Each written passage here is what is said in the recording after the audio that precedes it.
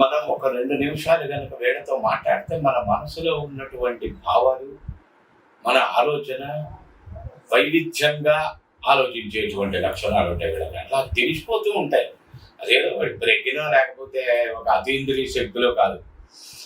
కొంతమందికి మనం ఒక ముక్కలో చెప్తే అర్థం చేసుకోవాలంటే ఐక్యూ పవర్ అంట. ఈ ఐక్యూ పవర్ అనుకుని ఎటువంటిది వీళ్ళకి ఎక్కువ ఉంటుంది. ప్రతి దాంట్లోనూ వ్యాపార ధోరణి మిళితమవుతూ ఉంటుంది. ఎందుకంటే వ్యాపార లక్షణములకు, వ్యాపారత్వానికి కారకుడు బుధగ్రహం.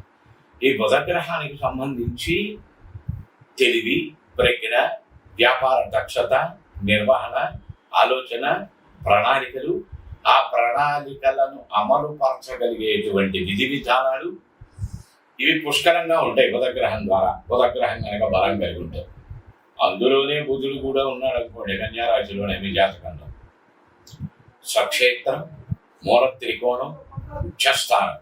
ఇక ఆ బుధుడు ఇచ్చేటువంటి తెలివితేటలు అపరిమితం. అయితే వీళ్ళు చాలా కన్ఫ్యూజ్డ్ అని చెప్పవలసి ఉంటుంది. అంటే బాగా పిసినారి వాళ్ళు.